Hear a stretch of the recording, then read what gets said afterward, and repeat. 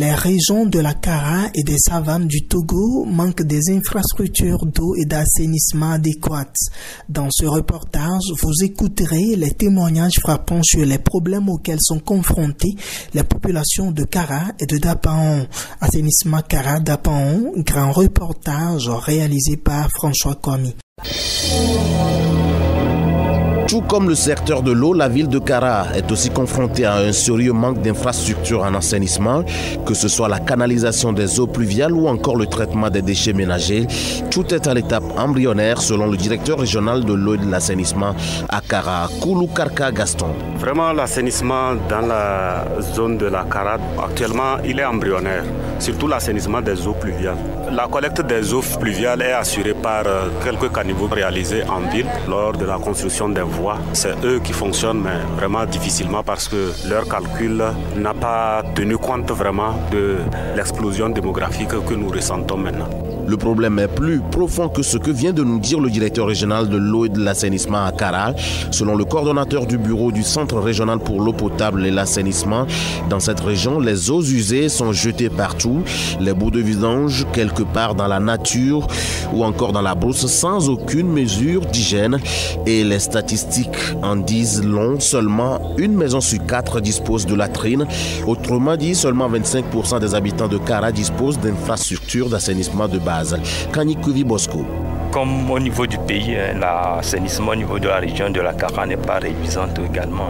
En fait, sur le plan eau usée et bout de vidange, on peut dire qu'une maison sur 4 dispose de latrines, ce qui représente les 5%, c'est en deçà des normes admises. Et également la gestion ou bien le traitement des bouts de vidange. Il n'existe pas de système de traitement des bouts de vidange. Les bouts de vidange récoltés ici et là par la commune, par les services techniques de la commune, de la mairie, sont jetés à l'air libre, sans aucun traitement, donc ce qui a pour conséquence des maladies que la population environnante est soumise.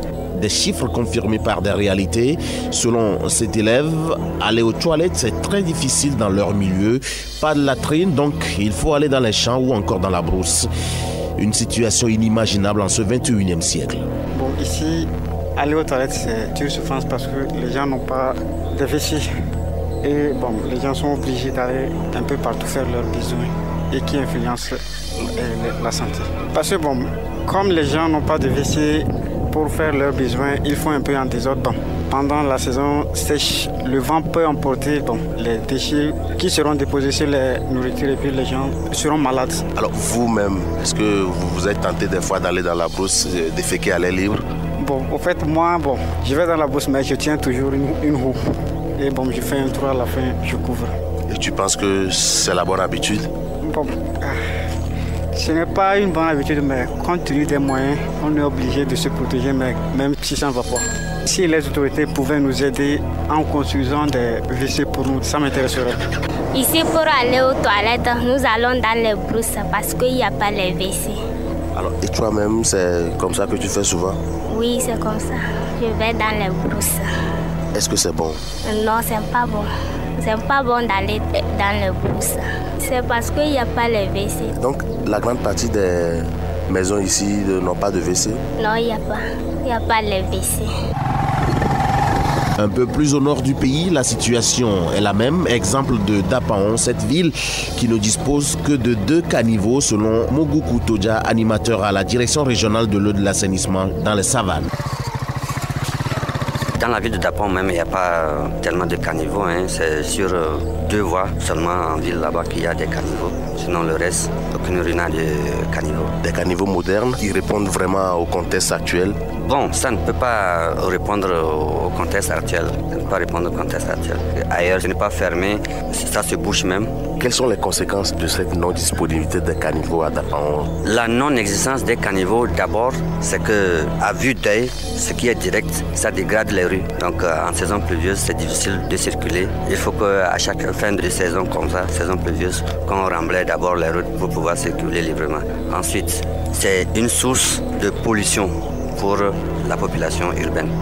Il y a les moustiques, il y a les animaux qui pataugent dans cette eau-là, comme ça, là, ces sources de pollution quand même, qui sont les causes des maladies.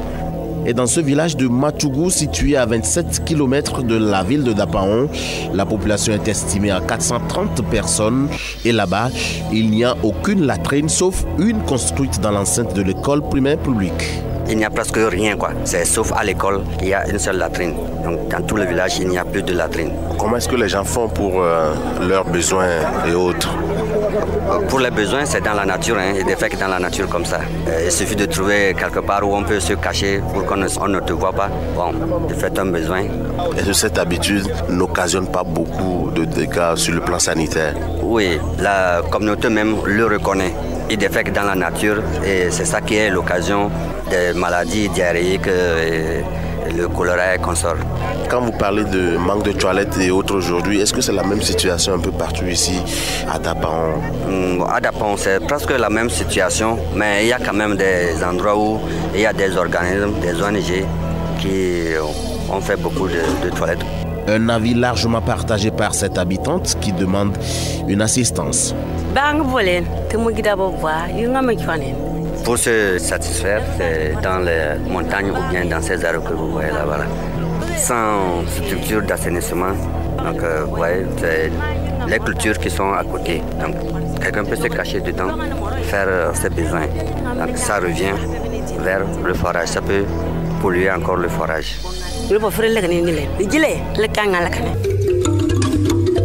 En tout cas, dans une telle situation sociale assez précaire, et en plus de la pauvreté qui frappe aux portes des populations de la Kosa et des savanes, loin de rêver un assainissement de base, comme c'est le cas dans des pays développés, notons également que c'est ce manque d'infrastructures en assainissement qui a occasionné il y a 3 ans les inondations dans le Pendjal, une autre localité de cette région des savanes.